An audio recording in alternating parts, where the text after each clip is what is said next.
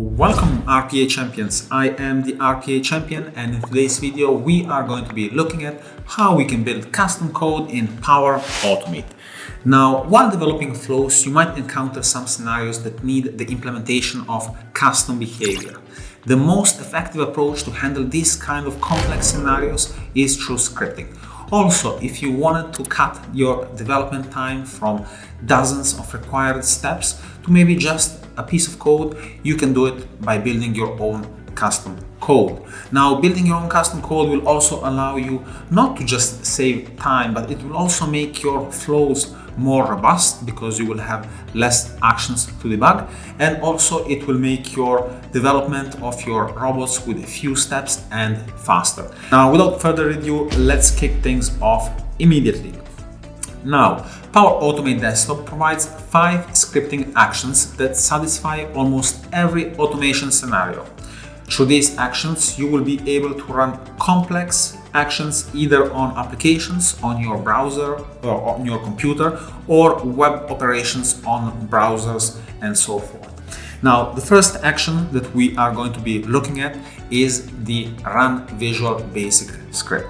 Now, the Run Visual Basic Script is accessed from the action pane, and just by dragging and dropping, it is very straightforward. It will allow you to execute Visual Basic Script in your flow.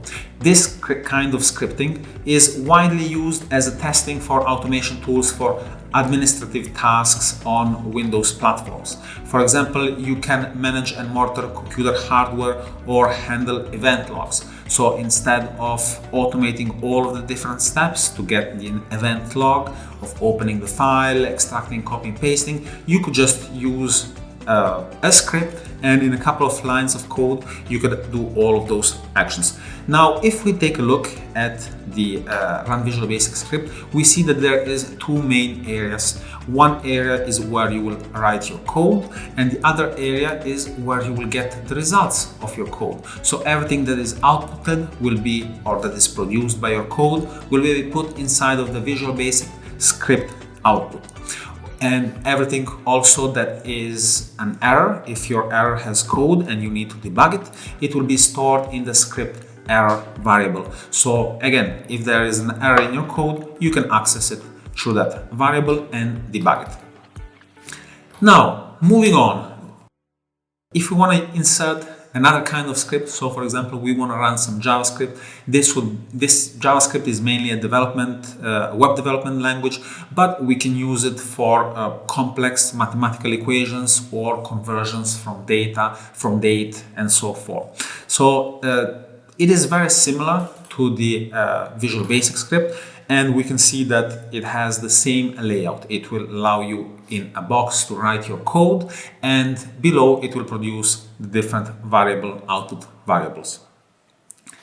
Now, we also have the Run JavaScript function. Now, the Run JavaScript function on a web page allows you to run specific JavaScript code on a specific web browser instance. Therefore, you can open a web browser, navigate to a specific web page, get the browser instance from the variable, and execute some JavaScript code on that web page. Now, this is really cool because it allows you to manage or handle virtually any element on the web page, such as text boxes, images, extract information, and so forth, or change it or trigger events. And that is the Run JavaScript function on the web page. Now, moving on, we can also create PowerShell scripts. Now, PowerShell scripts enable you to execute commands that handle Windows file systems, registry, or other system-related aspect. More precisely, it includes every command provided in the Windows PowerShell console. Therefore, whatever you wanted to write inside of the Windows PowerShell console, you can write it inside of the usual box, and the output will be outputted in the PowerShell output and in the script error.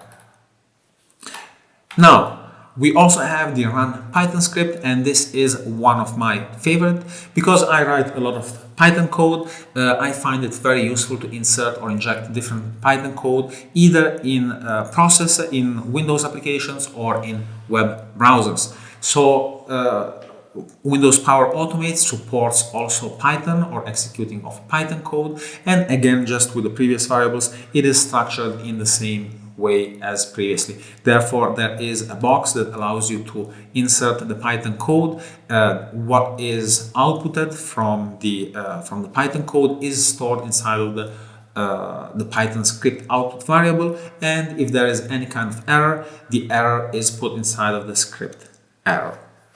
And that is pretty much it, ladies and gentlemen. This is how you would use scripting or custom code inside of your automations. Why would you want to do something crazy like this? Because you want to make your automations stronger, more reliable, you want to develop them in less time. And also, if you have some spare code laying around, why not use it inside of your automation? I am the RPA champion. You are an RPA champion. Thank you so much for watching, and I will see you in the next video.